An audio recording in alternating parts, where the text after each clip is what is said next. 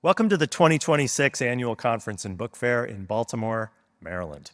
I'm Nick Taylor, a member of the AWP Board of Directors. The Association of Writers and Writing Programs is a small but mighty nonprofit organization that amplifies the voices of writers and the academic programs and organizations that serve them, all while championing diversity and excellence in creative writing. I'm a member of AWP's Board of Directors, but first and foremost, I'm a member of AWP. Like many writers, I'm skeptical of joiners. But AWP isn't the Rotary Club. AWP is us. Now, more than ever, with business leaders and government officials conspiring to devalue our profession, we writers need to stand together. If you aren't already a member of AWP, please join today. We're delighted to bring you this event. I'd like to acknowledge and thank PEN America for today's event and their support of the conference. Our literary partners and sponsors allow AWP to present these extraordinary literary events and help us keep our conference affordable and accessible. I have just a few reminders before we begin. Please respect seats marked as reserved for attendees with accessibility needs. Please give the authors about 10 minutes after the presentation to get to the book signing table before approaching them to have your book signed. Thank you. And now it's my great pleasure and honor to welcome Summer Lopez, co-CEO of PEN America, the moderator of this event. Thank you so much, Nick. Thank you all for being here. We're very thrilled to be having this conversation this afternoon, and clearly it's one of much interest to people. I was reflecting that at PEN America, we wrote a white paper on generative AI and free expression in the summer of 2023, about less than a year after ChatGPT came out to the general public. And in the intro, we said, generative AI tools may spur inspiration and ingenuity or overtake the human craft in ways that undercut authenticity in public discourse and dampen the underlying value of open expression. I think it seems clear that so far the answer is some of both of these things, and we're going to talk about all of this today, and I really can't think of three better people for us to have this conversation with.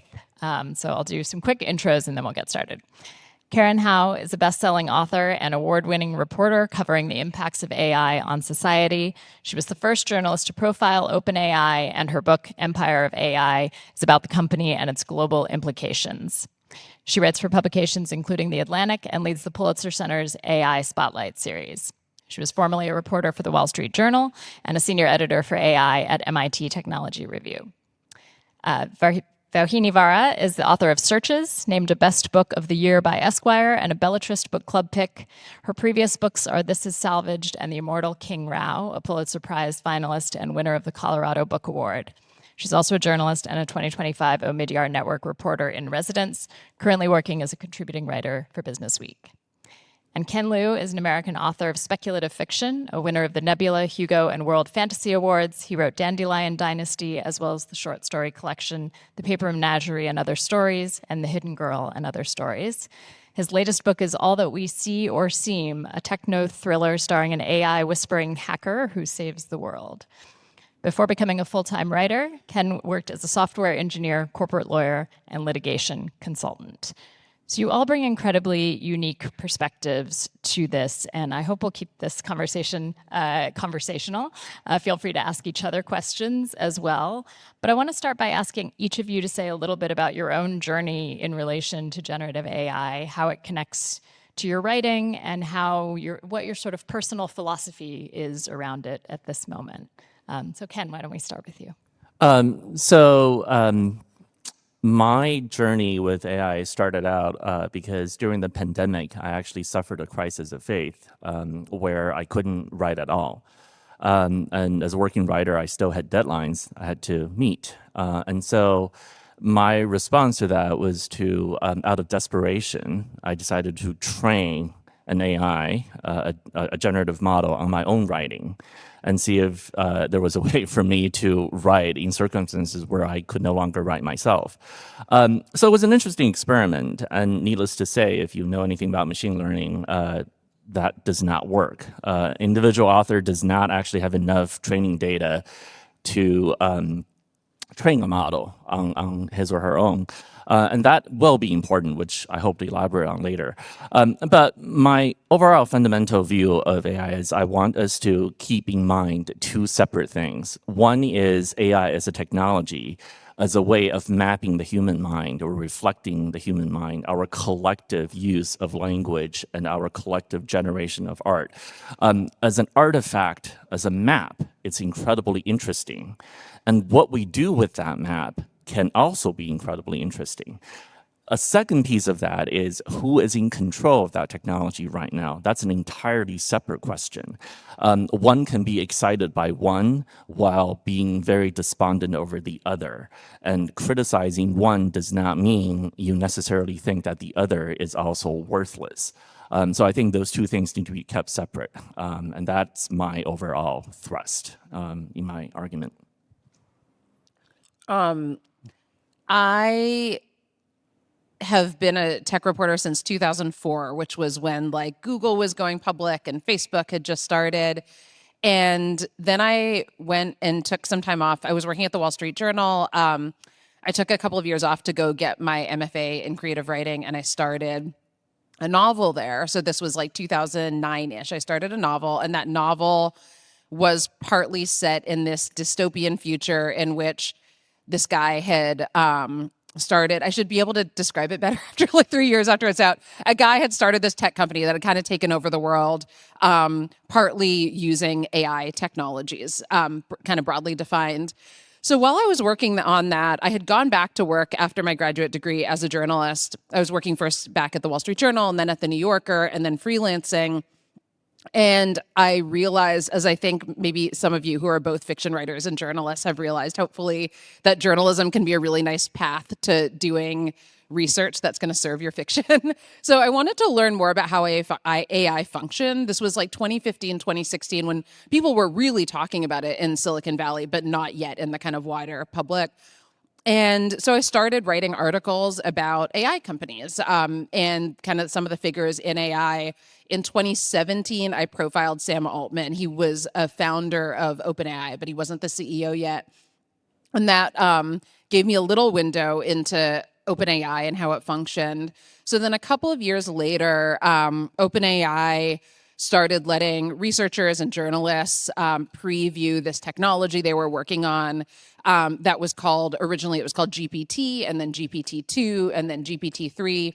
And I got access to it when it was as a journalist, when it was GPT-3, and started playing around with it. And through my background, both as a journalist and as a fiction writer, writing sort of these dystopian stories, I was particularly interested in understanding like what a company would try to promise us in the future if it were to productize something like a technology that could generate language. And what I thought was, well, a company like this might try to promise us something that can generate words for us when we're at a loss for words. And there was something in my life for which I was at a loss for words, which was the death of my sister 20 years earlier from cancer and my grief over it.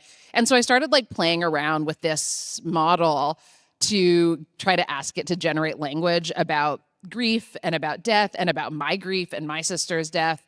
And that ended up being this essay called Ghosts that was published in The Believer about a year before ChatGPT came out.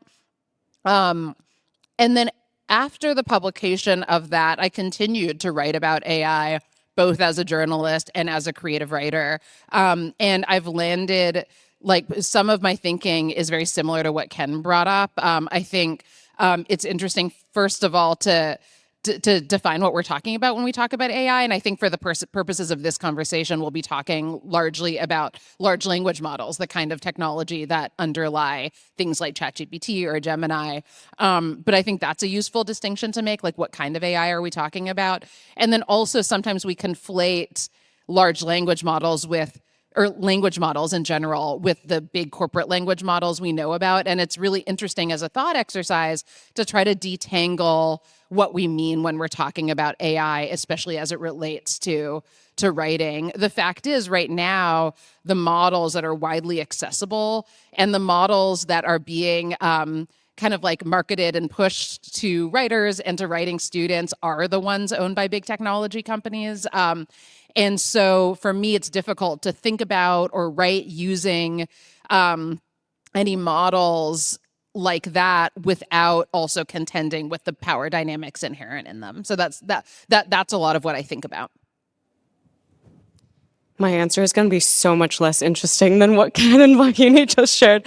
I feel like I'm like both of you 10 years before, like, the things that you have done, I would like to do in 10 years' time in my career. But yeah, so I guess my relationship with AI is that I've been covering it as well as a journalist. Started covering it full-time for MIT Technology Review back in 2018. And it was through that experience that I then profiled OpenAI right when they had started developing GPT-3 but weren't yet revealing it to the public. And so when ChatGPT came out, I was actually wholly uninterested because I felt like I had already written all of these stories about exactly like how it worked a year or 2 years earlier. And I just didn't even recognize that it would become a cultural phenomenon by just simply making it more accessible and free to the public.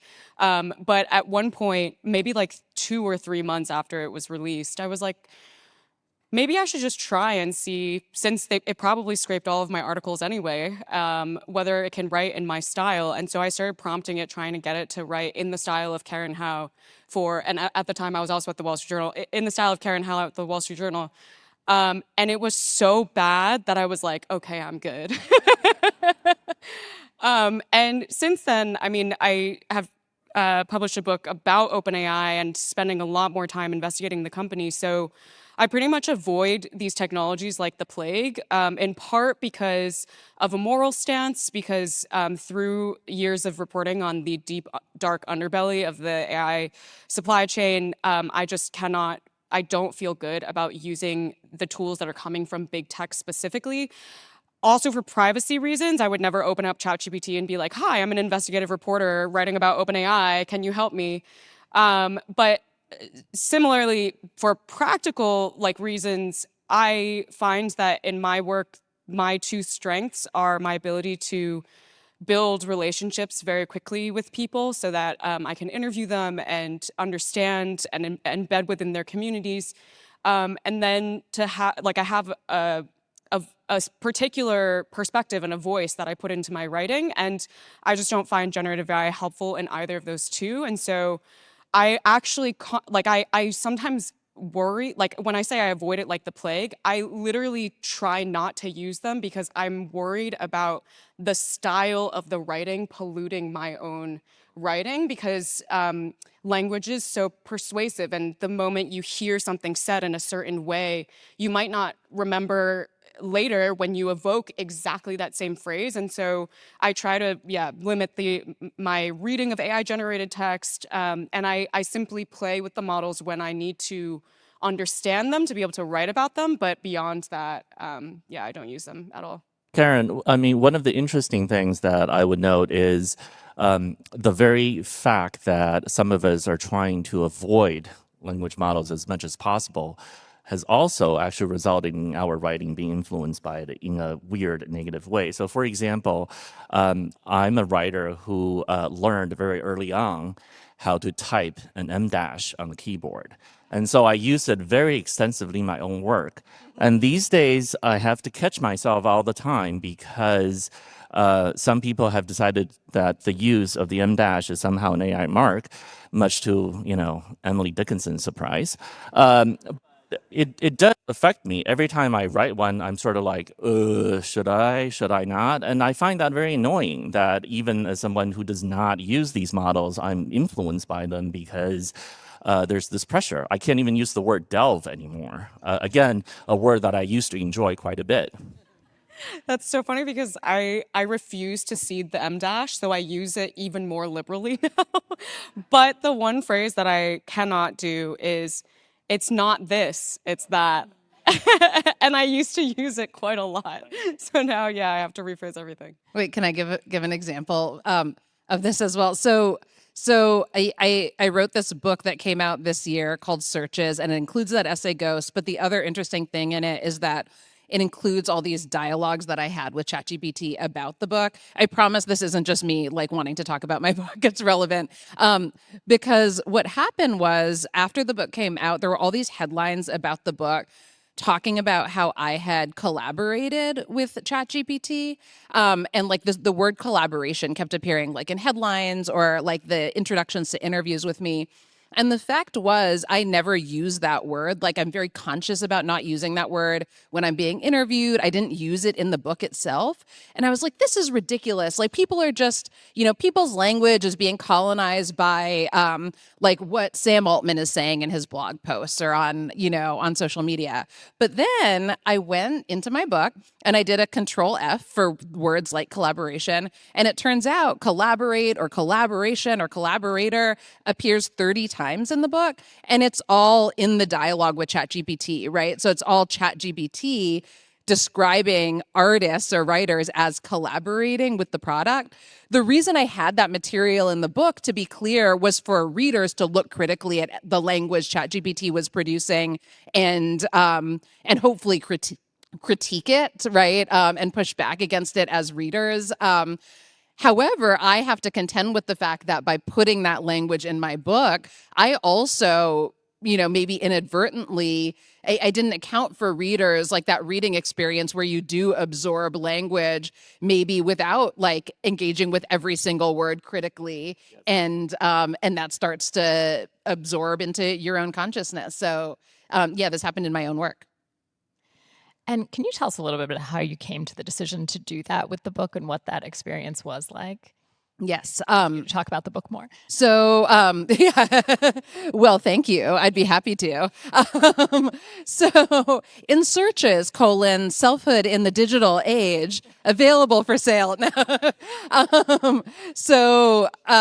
I did was I wrote this book. So the book has chapters, and it's got like some experimental chapters, like a chapter made up of my own Google searches, a chapter made up of my own Amazon reviews, that chapter searches. And then there's also this real like narrative through line just about my life with technology as a kid in the 90s growing up with, chat rooms and so on, up until being an adult covering technology companies. So I wrote that book and I finished that book. And then I wondered what would happen if I asked ChatGPT to engage with the book, not because I wanted ChatGPT as a product from OpenAI to influence the direction of the book, but because I thought that having that dialogue with ChatGPT and, depending on what came up, putting it into the book could potentially show readers something about how these products function. And what happened was I gave ChatGPT my book 2 chapters at a time. And I pretended, I sort of like took on the role of somebody trying to write a book and needing advice. And what happened was every time ChatGPT absorbed 2 chapters of my work, what it would offer to me was advice suggesting that I make the book more favorable about technology companies, the tech industry, OpenAI specifically. After I fed it the 2 chapters in which there was a lot of material about my interactions with Sam Altman when I profiled it, it just, without my even asking, decided to provide language I could use instead, in which it called Sam Altman a visionary and a pragmatist, whose goal was to make the world a better place. And so I think, there's a way in which we engage kind of passively with text, with language, when we encounter it on the internet, including when people engage with these products like ChatGPT or Gemini. And my move, what I was hoping rhetorically, was that by putting it in a book where the agreement between author and reader is that we're like going to look really closely and critically at text, I could force readers to engage really critically with that text and then come to understand something about the influence, the rhetorical influence that kind of language has on us. Thank you. And Ken, I know that you have also done some work in which you have made use of these tools. I'm curious, do you think that it's important that writers sort of explore this? And, I think, Vauhini, you've spoken about the concern that sort of the cultural sector could be left behind by the AI revolution such as it is, in part because of the skepticism that exists. I'm curious, from the Well, this is an example of the kind of thing that Vauhini was talking about. I don't actually use AI in my work, but people seem to think that I do, which is very weird. My position has always been that you have to separate the technology from the companies that are producing it. In the abstract, the technology is incredibly interesting because, as Vauhini points out, the models themselves are a map of actual usage, right? So this is a phrase I use, a vector map of all usages of all linguistic instances. This is incredibly interesting because by examining these models, we can understand the way we use language in a way that was not possible before. So that in itself is incredibly interesting. And to think about how can we use this to study the ways that we think about language and use language and so on and so forth? That's all very interesting. The exercise of using AI to provide a critique of your work is also very interesting because, as you note, what ends up happening is you discover basically what the tendencies are in other instances of such similar linguistic uses, right? So the more obvious kind of bias is you think that these companies in the secondary training phase will prompt certain kinds of responses to be more favorable. But that's not interesting to me. By far the more interesting part is the inherent biases and the inherent uneven terrain in our linguistic usage that's revealed by examining these maps more carefully. So a very concrete example might be if you ask an AI to do a translation of the Odyssey, especially the scene in which Odysseus and Telemachus decides to kill all the enslaved women because they had brought shame onto the household by sleeping with the suitors of Penelope. If you ask AI to do the translation, AI being trained on other past instances of these translations will almost certainly follow the way that most translators in the past have done so. The AI would most likely not choose to do the thing that Emily Wilson chose to do, which is to use the word rape to describe these acts, which gives highlights a particular perspective of what is happening here. So that's the kind of thing that these models can be useful for, to reveal inherent deep biases in the language that we use. I think that part is incredibly interesting. In terms of whether writers can use them in their own work, I think writers should explore them as a way to reflect on their own craft. In terms of these things being useful as a tool to generate text, I don't think they're terribly interesting as a way to generate fiction. I have not seen any reason why people should try to use them to do that, other than as a way to, again, train, perhaps if they are capable of technically doing so, training some model like that on their own work to examine features of their own work. I find that perhaps enlightening. But in terms of using one of these commercial models to generate text for you, I don't really see the point of that. And I can actually go into a lot more detail later on, if we wish, about why certain uses to me are not artistically interesting, but maybe commercially viable, and why the two are very different things, and how we should think about those kind of uses. I would love to add something to that. So one of the things that Ken was saying, that the models are embedding kind of almost descriptively what language has been used in the past. I think is a really important point for us to keep in mind as creators and as artists, because fundamentally creative work and art, like the goal of art has always been, to some extent, pushing social and moral progress.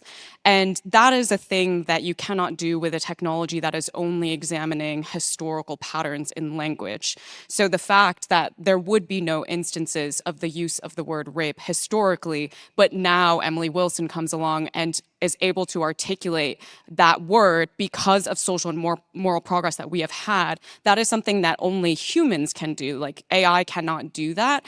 And so to whatever extent I would strongly recommend that people avoid any uses of AI in which they are trying to achieve something akin to this like motivation in art. But if there are other things that you are probing AI for or testing it out for, like maybe it's more helpful. But yeah, fundamentally, like the ability to like push the bounds of like critiquing society and then making society better is just completely absent in this technology. Yeah, Karen, I just want to follow up on that. Like, I always tell my students in writing that the goal of every writer, in my opinion, who's worth reading ultimately is to invent a new language to tell the stories that only they can tell. By definition, these models are not there to invent a new language. They're there to actually predict exactly what the language that they have studied is. So, the more you are the sort of person who is drawn to cliches, perhaps the more you find these models to be interesting as a way to write. But the more you're interested in actually being creative and writing things and saying things that have not been said, the less you would find these models to be inherently interesting in that way, because these models are just not designed to actually do that. The very thing they're trying to do is the opposite of what you're trying to do. So that's, a large part of why I don't think these models are particularly helpful for writers as tools to extend their own craft. They are useful for other things, and they are perhaps useful in terms of developing new forms of art. But in terms of what writers are actually trying to do, no, I don't find them to be useful in that regard. Can I say one more thing? I just wanted to stress too the extent to which, like, you hear us continue to say, like, what matters is that these models are controlled and owned by big technology companies.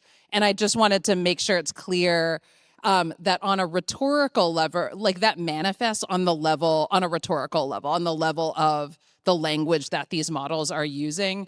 So the early models were, like the very earliest versions of these models were just these sort of statistical representations.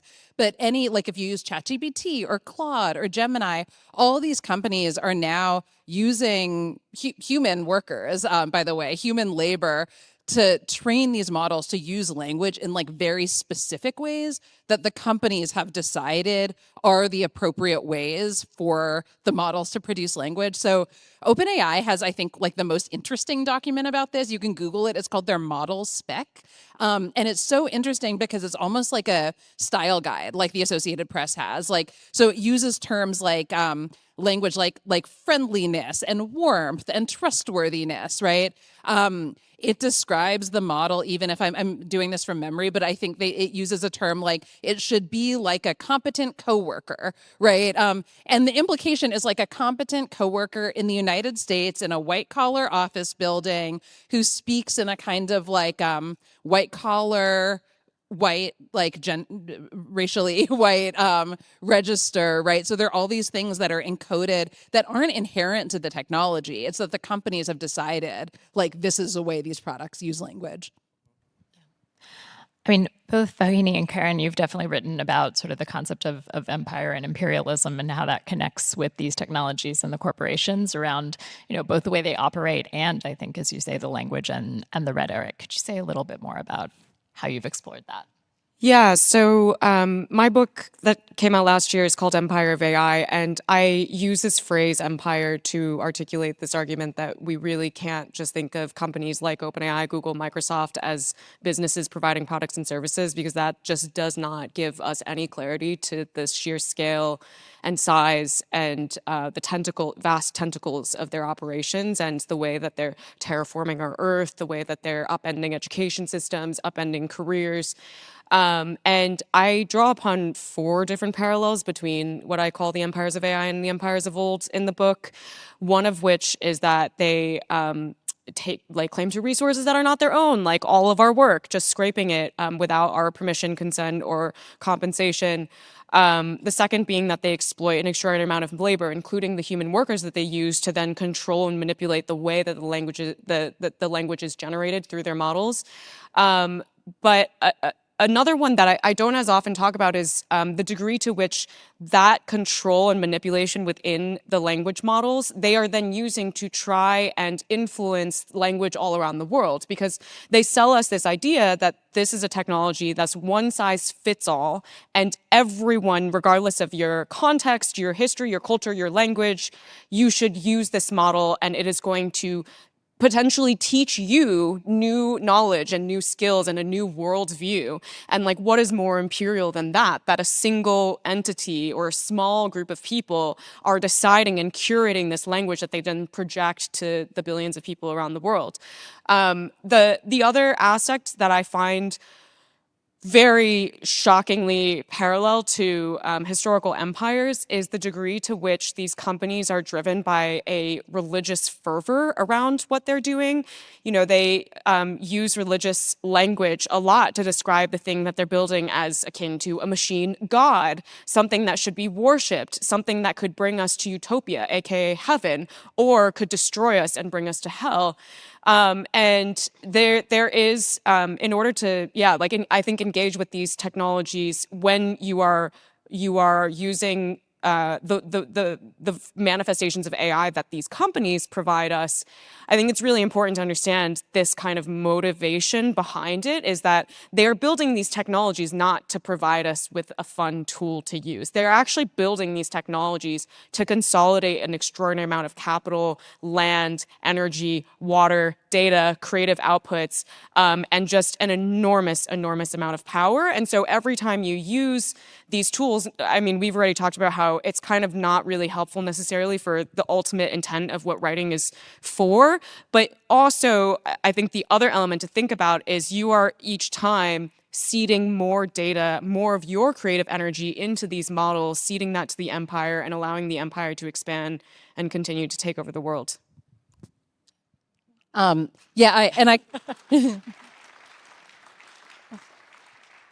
I cannot recommend, I should have mentioned this earlier, but I'm a huge fan of Karen's book. And if you haven't read it yet, Empire of AI, somebody's holding it up in the second row.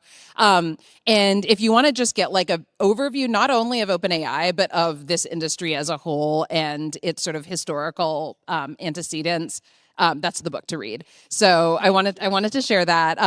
I would add maybe two things, one of which is the way in which previous movements toward consolidation of power and wealth have also involved creating dependence on the part of people, right? Individuals and communities. So you think about like plantations being built in, I don't know, Barbados, right? And then the workers there, the people there who could otherwise have had their own farms and been growing their own food are now working on these plantations. And so then food that's grown elsewhere by other people who are exploited is shipped in to feed these people, right? Which they then have to pay for. And so it's really similar, right? So people will sometimes be like, especially in the context of education, well, isn't a chatbot like a calculator? It's just a tool, right? That people can use.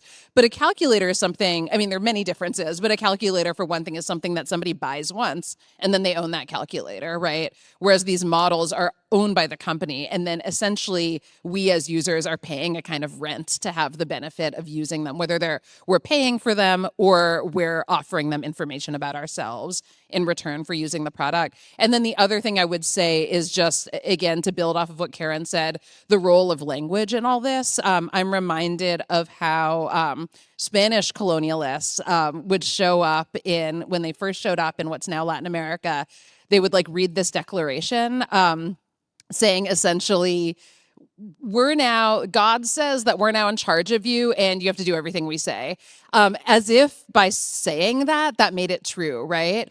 And you see both in the products, if you ask the products about like what the future of AI is, and in the declarations of people like Sam Altman and the other heads of these companies about the future, you see them sort of like trying to invent a particular future into being by saying that it's the case. So oftentimes people will say, even critics of AI, right? Well, of AI companies will say, I know it's the future, but like, I don't like it, right? But we don't know it's the future. Like, if you hear yourself saying that, know that you're actually repeating rhetoric that these companies are propagating, right? Themselves, through legislators who they have connections with, through the press.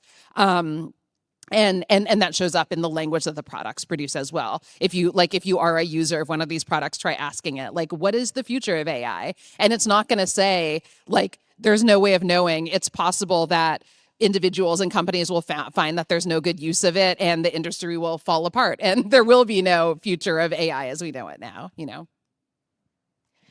Ken, I was curious how you feel about the role of sort of science fiction writing in this context, and what role that plays in sort of puncturing, this existing rhetoric about what that future looks like. I don't actually think science fiction has a role in the instrumentalist sense. So I'm a big believer that instrumentalist justifications for art is always wrong. So people should not write propaganda. So I don't really believe that science fiction has a particular role in the sense of you should advocate for a particular thing. It's just not what I do, and I don't think anybody should do it.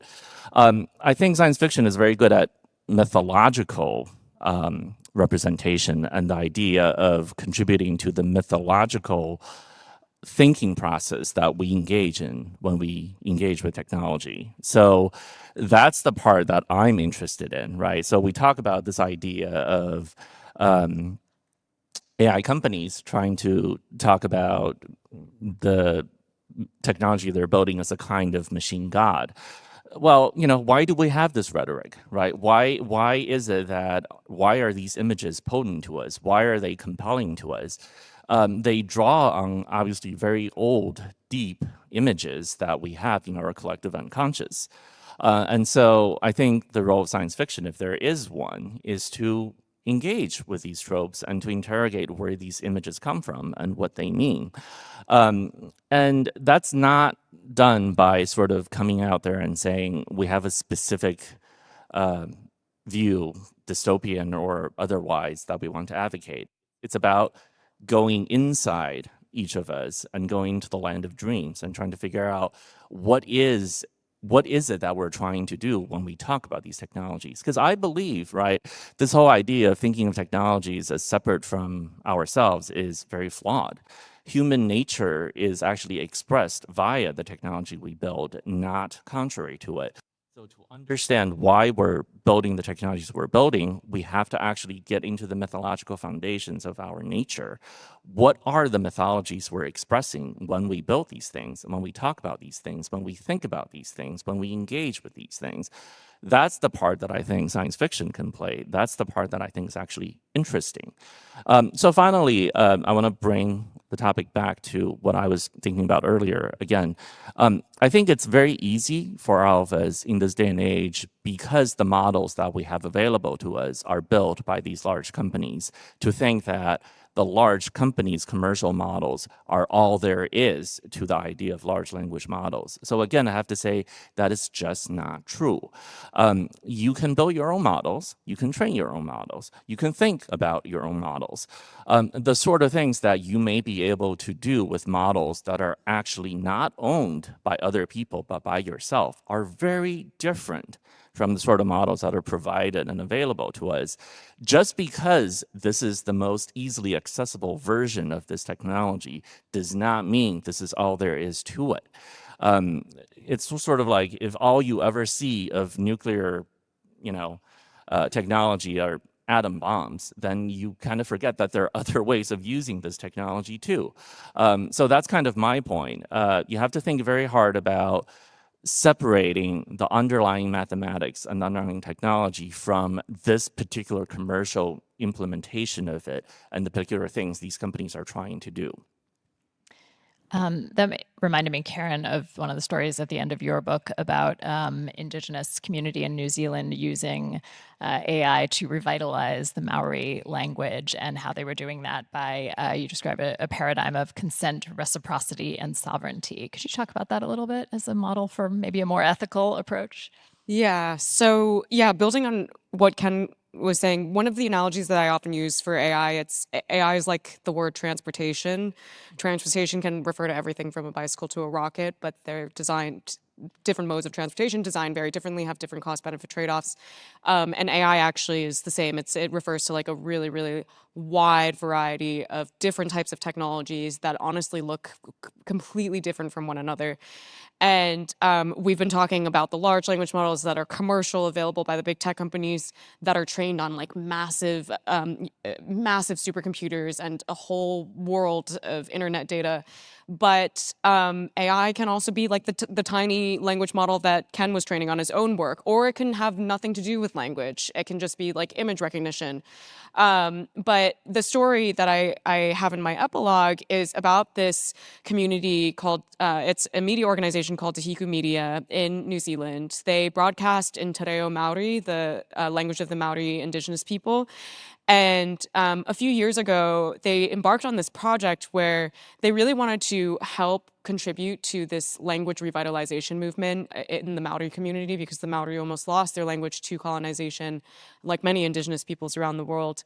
And they realized that they, as a radio station, had this rich archive of audio of their ancestors speaking their language, and they could open this up to other language learners. But that in order for this archive to be useful to these language learners, they would need to process it in some way. So they wanted to create this app. They wanted to then transcribe the audio so that you could listen to it while you saw the words coming up on your screen, and then you could interactively click on the words to get a translation, see how it's used in other contexts. And they hit this problem, which is they didn't have enough proficient speakers of Te Reo Maori in order to do the transcription. And so they turned to AI, and they trained an AI speech recognition tool to perform that work. But before they went about training the tool, they first went to their community and they asked, do you want this tool to exist? And it was only once they got the consent of the community that then they explained to the community what it would take to develop a tool. This is the kind of data we would need, the quantity of data that we would need. And then because this was a very small tool, it only required 2 computer chips to train versus like ChatGPT requires at this point hundreds of thousands of computer chips to train. Only required 2 computer chips, only required a small pool of data. They also had enormous buy-in from the community. And so when they started a community drive to get consentful data donations for developing this tool, they were able to get enough data within just a few days. And then they trained their speech recognition model, and then they refined it. They started being able to build this app. And they continued to go back to the community throughout this process to ask, what other models would you like to build? What other applications do you want us to build on top of this model? Are we getting it right? Like, is this actually helping you? And to me, like, it's kind of, on one hand, sad that this is such a radical approach, because that's how technology should always be built. It should always be built in this consentful and participatory way. And Silicon Valley has successfully convinced us over the last decade that instead it should be built in an exploitative and extractive way, and that we are just like that we don't have any agency, and we're kind of just data vessels to provide more fodder for their machines. But that's, I think, getting at the point that Ken was making, which is like, there is the technology, and then there's sort of like the political economy that produces certain types of AI that, and like what I think probably all of us agree is that we would not recommend generally to engage with the current manifestations of AI that are being proffered to us by these companies due to the ulterior motives they have, but that there are other types of AI technologies that actually, as a creative community, we can help radically reimagine, that would in fact be beneficial, that would in fact enable and empower creative work, as well as not just creative work, but the reversal of historical inequities like Tahiku Media. Thank you. I mean, I agree. It's shocking that is as radical as it is, but I can't think of too many other examples as remarkable as that. I'm curious about, it does seem like we need to rethink sort of the language that we are using to talk about these technologies. And I'm curious if you're seeing that sort of evolution happen in conversations within the literary community or the, sort of the journalism or community that's paying attention to these issues.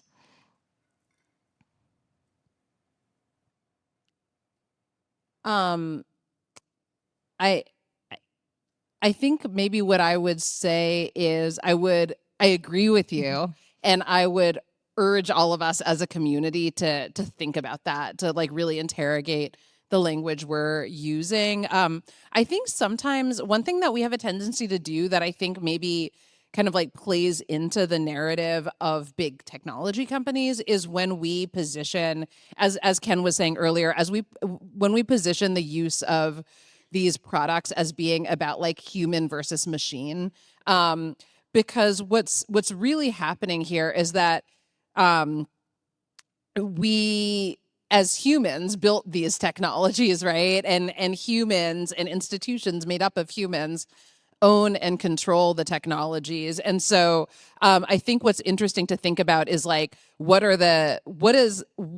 which humans are battling for power here, which institutions and communities are battling for power here, and like, how are these products the medium through which that's happening? And I think if we can, something I try to do is when I'm talking about, I try to be really precise about what I'm talking about. So instead of saying AI or instead of saying like a chatbot, you could try to say things like OpenAI's product ChatGPT or Google's product Gemini.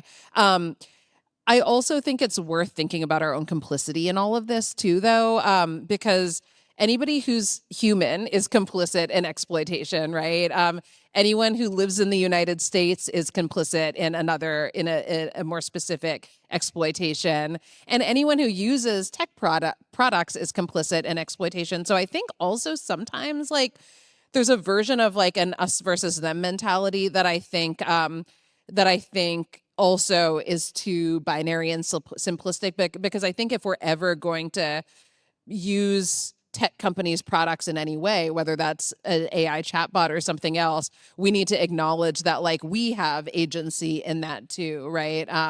And we're not being forced to use products. We can make other choices. Yeah, I agree. I think a lot more nuance and precision need to be injected into the conversation. I mean, these days, if you're talking about AI, we have this tendency to fall into, are you pro AI or anti AI? What does that even mean? That means nothing. These are meaningless words. We have to talk about specifically what is the use of what kind of technology are we talking about, and why, or do we think it will generate some benefit versus costs. We need to be much more precise about the specific uses we're talking about, even when we're talking about should artists use AI in their work. What does that mean? What is use? Trying to generate some material which then you pretend that you wrote is very different from using the machine or a model that you train yourself to examine your own work and to generate critiques of it. These are very different uses, and yet they're put under the same umbrella. That doesn't really make any sense. I think we have to be much more granular in the way we talk about these things rather than making these grand sweeping generalizations. The details matter a great deal. And so, I think all of us need to be much, much more specific about what we're talking. Oh, can I say one? Hallucination. You might think about using a term like error or mistake, right? Think about like all the language people use to talk about things that these products do that are anthropomorphic language. Oftentimes that comes from the companies themselves. And there are other more precise words we can use. Sorry. I mean, even the term artificial intelligence, right? I mean, I think that, Ken, I think in your book you have a line that says making humans behave like machines. Wasn't that the real definition of artificial intelligence? And, I think you also know, Karen, that it was really a marketing tool to begin with, and that the term intelligence itself is nebulous. So even the way that we kind of use that terminology. I think that I'm curious about, Vauhini, at the end of your book, you close your book with a chapter that's other voices entirely. I wonder if you could tell us about why you chose to do that. Yeah. So I have this dialogue with ChatGPT that ends before the last two chapters of the book intentionally. One reason I did that is because the very last chapter of the book is made up. It's like this experimental chapter where I made this Google poll, this Google form, asking about just very personal, intimate details about people's lives. And in the introduction, to be clear, in the introduction for the form, I say, this is anonymous, but I might use some of the material from this in something I write. And I didn't know what it was going to be yet. But the last chapter of the book is made up of these questions from me. So, what were you doing right before you started filling this out? The moment before, the year before, whatever. But also very intimate questions about people's difficult things in people's lives and their desires. And one of the things I wanted to do there was to show how, it's in some ways like the text in that chapter, as in text that I didn't write, but that other people wrote, is, in my opinion, some of the most original language in the book, right? I didn't write it. ChatGPT didn't produce it. It's regular people who probably don't identify as writers using really original, interesting, beautiful language, these stories about who they are and what their lives are. And I have them, there'll be a question, and then I might have 10 or 15 different answers. So you can also see just the wild diversity and originality of human expression. And I really wanted to end the book with that as a kind of counter to show the value of original self-expression, diverse self-expression versus what ChatGPT language production is about.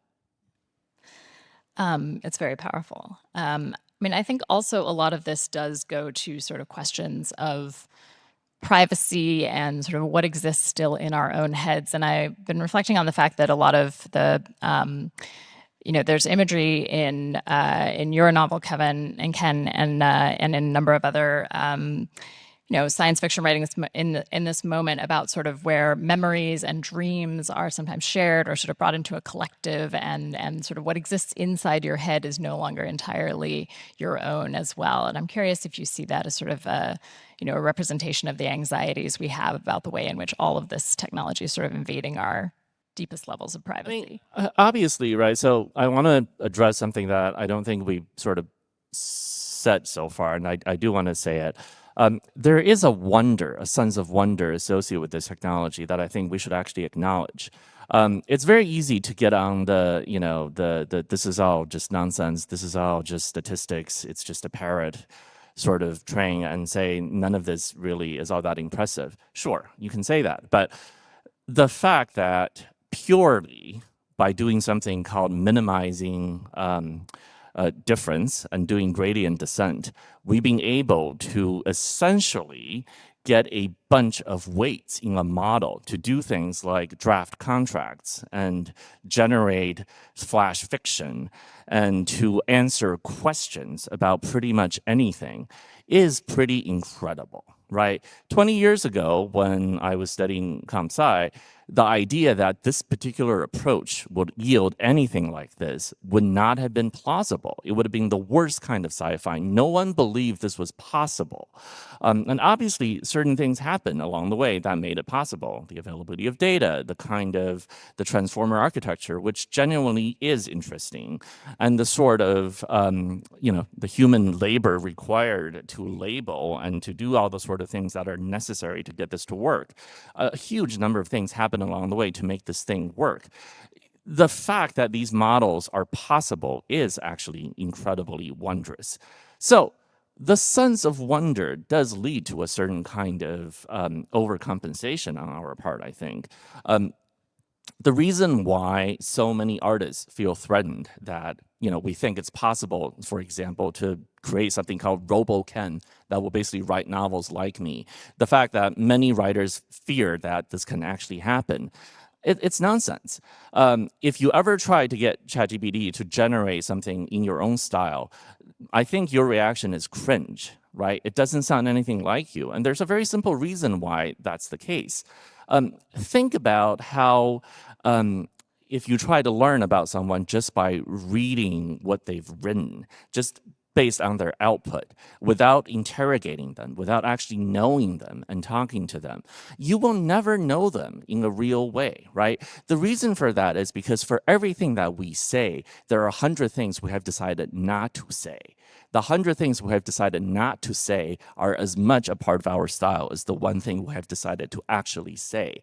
So a model that is only trained on the one thing that we did say will never be able to map the vast interiority that we have, right? And, this is known to just about anyone, right? The things you say are such a small part of your interior life. The idea that by being trained on that stuff, they will somehow know you is nonsense. And yet, we do somehow have that kind of dream in the back of our heads that it is possible for us to be known in that deep way. I think it just reflects our deep mythological yearning to be truly known, that somehow there will be this other subjectivity, simulated, pretended, non-existent, that will somehow really know us. I think that's the real reason why so many people love to talk to ChatGPT. It's not because they're fooled into it. It's not because they don't understand that they're talking to a machine. It's because we have this deep yearning to connect, to be understood, to be seen, to be fully comprehended in that way that we think is very hard to do. So to me, that's the real moving part of this, right? All these stories about people having their AI boyfriends and whatnot, these are not stories to be, these are not people to be ridiculed. They are us. Our deep yearning to be understood is something that is incredibly human and precious and something we should value. The way that we think our dreams need to be understood, need to be comprehended, need to be shared, that's a real deep human need. The technology has simply revealed how deep that need really is.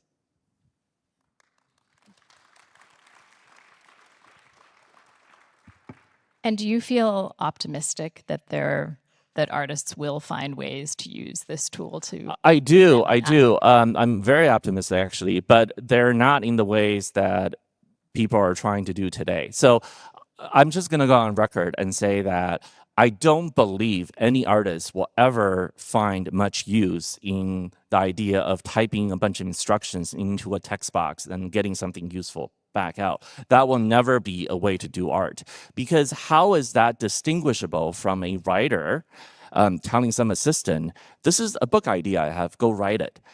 That's not writing. That's just not writing. I mean, I'm aware of some best-selling authors who, in fact, use a method that's somewhat similar to that. But I don't consider them artists in any real sense. I don't think those of you who are sitting here do either. That's just not writing. That's not art. Telling someone else to do something for you is not art.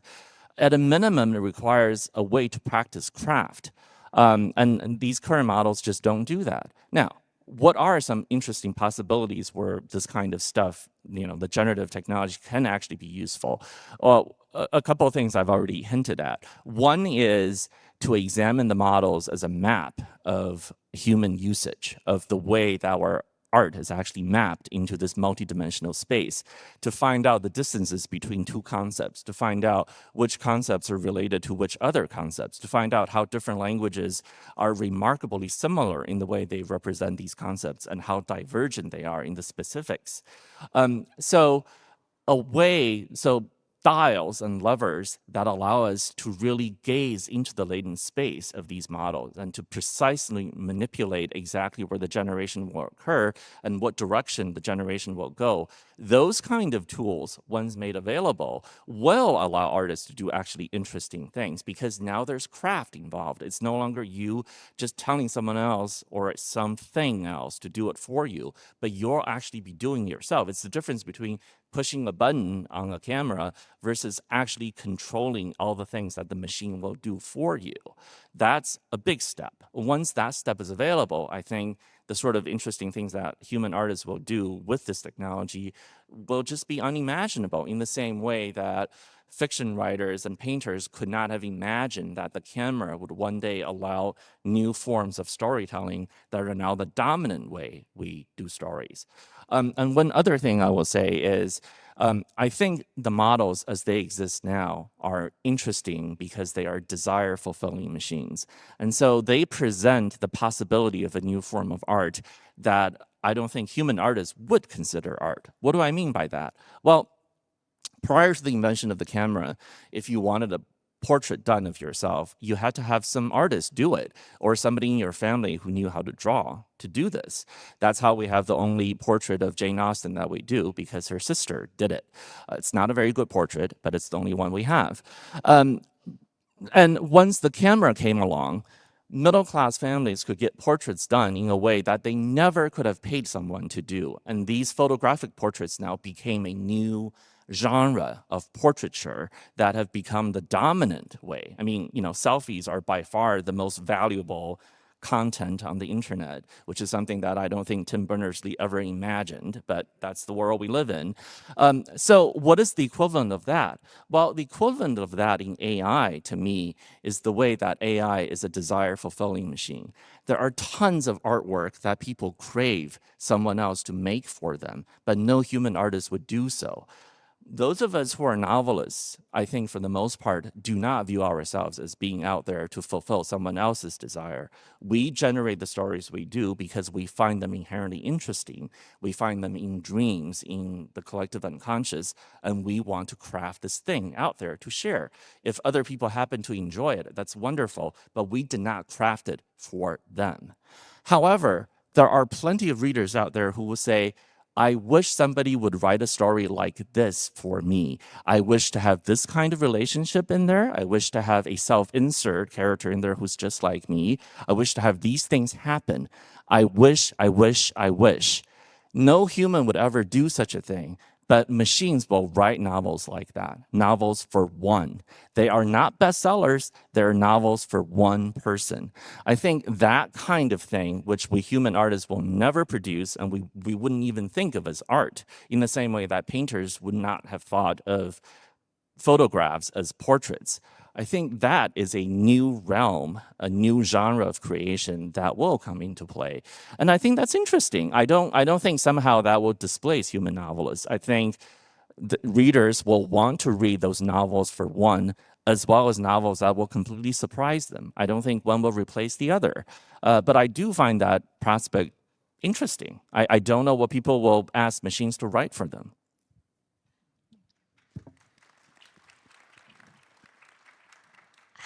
How else do you all see this evolution changing the experience for the reader?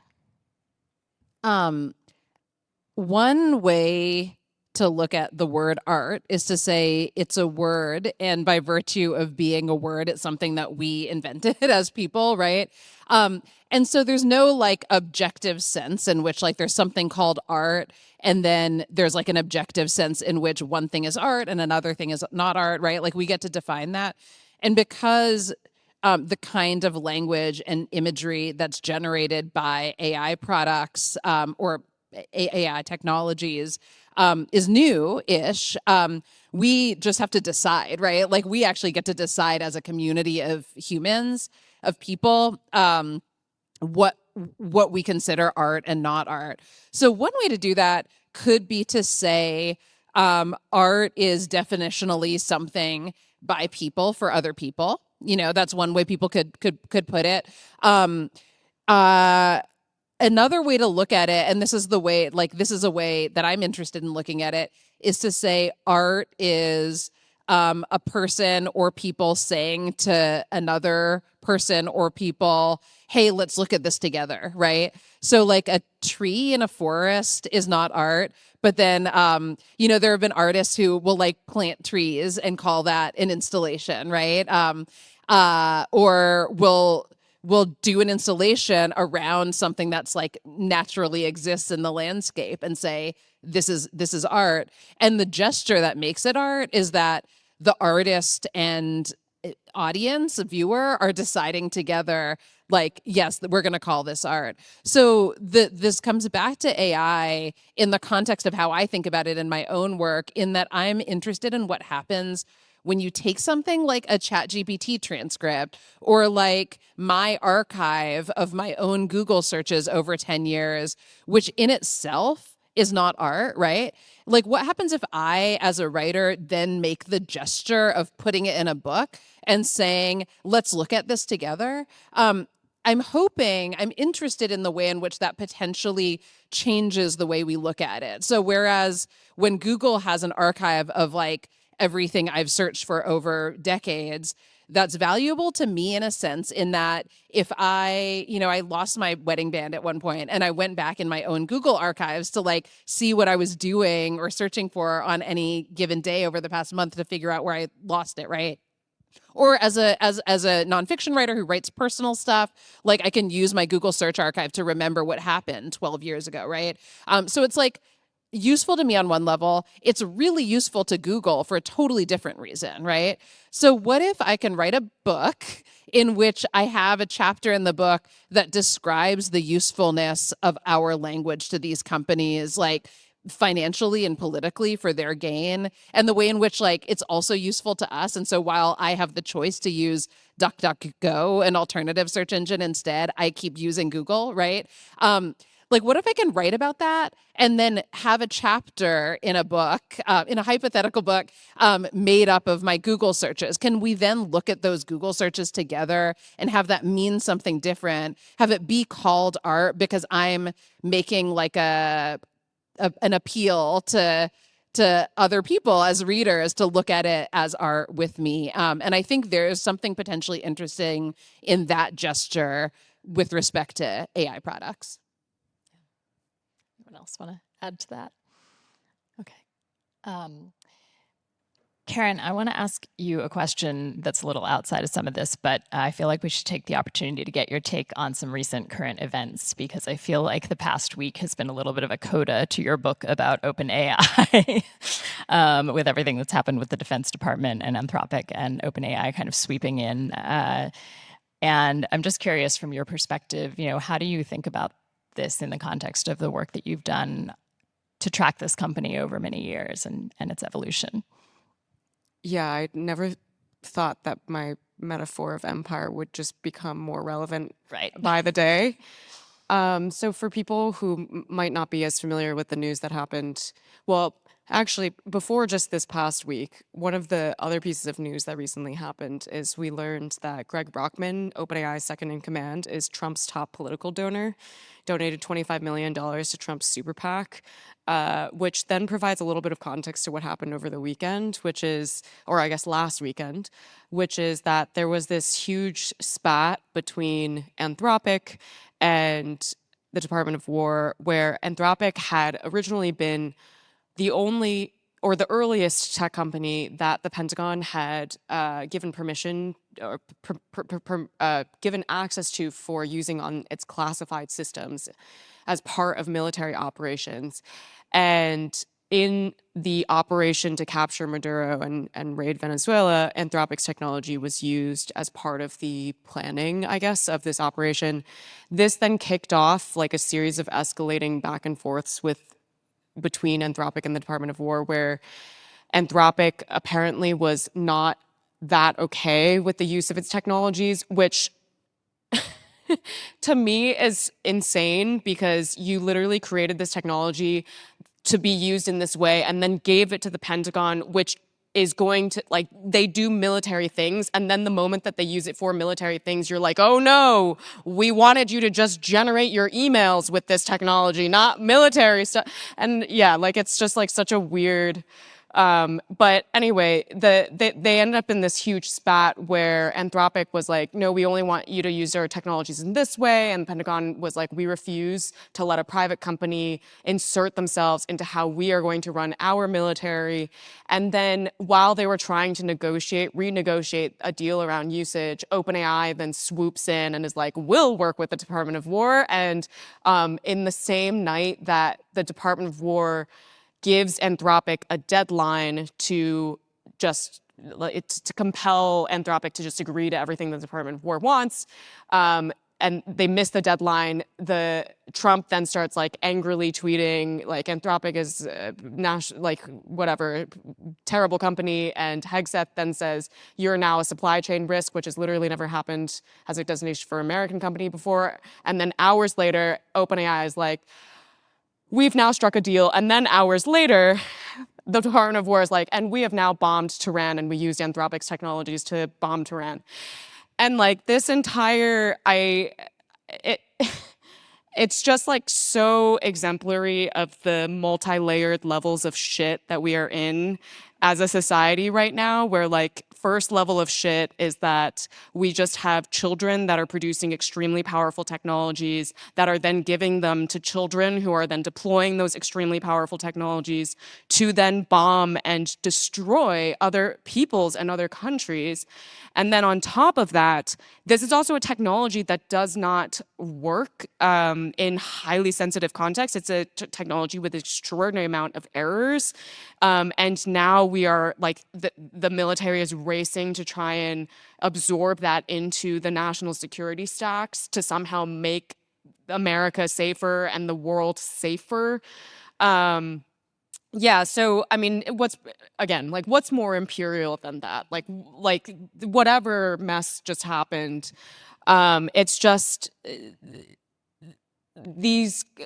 what I usually say is like, we are seeing a historic alliance between two empires, the empires of AI and the American empire. And that right now, like the Trump administration sees Silicon Valley as this incredibly powerful tool to continue eroding democracy and bombing foreign countries and engaging in trying to like reclaim American hegemony in the world. And Silicon Valley also views the Trump administration as this stepping stone for themselves to continue consolidating yet more land and more energy and more resources to produce these models and ultimately try and achieve a machine god that they can then worship in their bunkers. So like I one of the things that I guess I would add to just not make this so depressing is we've been sort of, this panel has sort of been framed a little bit with like our agency as writers and creators primarily through the lens of a consumer, like do we consume or not consume these technologies? But I think the creative community has so many more dimensions of agency to also hold the line on democracy and human values and the things that we love and protect by engaging in different forms of collective resistance and protest against this enterprise that is developing. Obviously, all of our works are being scraped without our consent. There have been some remarkable movements where artists and writers are now suing these companies over the scraping of that intellectual property. And this is like one lever in which companies have now, because they're mired in these lawsuits, had to slow down and had to like try to work around this new public backlash that has been generated over their erosion of intellectual property and disregard for creative works. And so one thing that you could do, even if you don't necessarily have resources to be part of a lawsuit, like now in every single one of the contracts I sign, I put in 2 clauses, one that says, my work can never be used to train generative AI, so that if one day I do have the resources to sue, I actually have a legal basis to do so. And the second thing I say is that, if my book is being translated into other languages at the moment, I say that they also cannot use these tools to as part of the translation or as part of like the production of the cover art or anything like that, as a way to just like hold the line in that regard. We've also just, I tell journalists all the time, but I think this is absolutely true of fiction writers as well, that in any work where we are covering and reflecting the technology industry today, we should first and foremost be reflecting the enormous power consolidation and trying to hold that accountable. And so that's like another form of agency that we have in just revealing to the public the degree to which these companies are deeply toxic and completely eroding our social fabric. Can I add a couple more? Yes. I just wanted to mention a couple more resources, since there are so many people here that might be interested in that. And this is not to endorse any particular like group or organization, but the Authors Guild on their website has sample contract language having to do with AI that you can look at. If you are if you happen to be a member of the Authors Guild, they can also offer advice on AI as it relates to things like contracts. They also have a section of their website that talks about the various lawsuits. So I wanted to mention that. There is this website called against-a-i.com by the literary scholar and English literature professor Anna Kornblue and colleagues. And they have sample syllabus language having to do with AI. So for those of you who teach, that might be another useful resource for you. And then this is drawing partly on a panel I did the other day on resistance against AI. But the thinker and scholar and writer Alex Hanna, who's the co-author of a book called The AI Con, was on this panel, and she uses this term ridicule as praxis, as in, a lot of writers have like large active social media followings or just happen to be in online communities talking about the things that interest them. And I've noticed that artists and writers have been quite successful in ridicule as praxis, as sort of political theory, right, around these things. So those are a couple of things I wanted to mention as well. Thank you so much. And I know we're close to time. Ken, I know you have to run. Do you want to add anything before you head out? No, thank you. This has been just a great conversation. I'm really enjoying. Thank you. Wonderful. Thank you so much. And I think we may be at time, but the only thing I wanted to sort of say was I don't want to ask people to predict the future in this moment exactly, but I am curious what you think this panel would look like in 5 years from now at AWP. What would the conversation be about? So I don't do predictions because I believe that we don't predict the future, we make it. And so in 5 years, I hope what the panel will be like is that we will be talking about the incredible movements of resistance that we all engaged in to bring down the empire. And we'll be, maybe we won't have successfully brought down the empire yet, so we'll be trading tips and tactics, and we'll be, having a potluck after to celebrate the togetherness of being humans. And we'll be feeling really optimistic about what's to come on the horizon. Vauhini? That was so well said. I think part of the reason, like the context for, I also am so resistant to predictions. And I think the context for that, for those of us who like pay really close attention to people like Sam Altman and, the CEOs of these companies, is that like their certainty is an expression of political and economic and social power. And I think to like really, as artists, as writers, something we're really good at is uncertainty, right? Like we do work that is about uncertainty. We're not trying to offer answers in our work. We're trying to raise questions.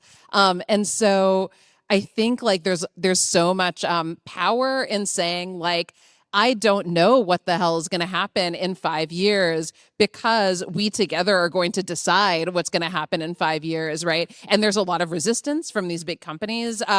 So I have no way of knowing. And like my willingness to say that, Karen's willingness to say that, all of our willingness to say that is like a position of empowerment. Uncertainty is a generative position that we should feel really comfortable and enthusiastic about, and we should be really skeptical of any of these people who claim to know what's going to happen in 5 years. I think that's the perfect place to end. Thank you both so much. Thank you all for being here. This was a wonderful conversation. Thank you. Thank you all.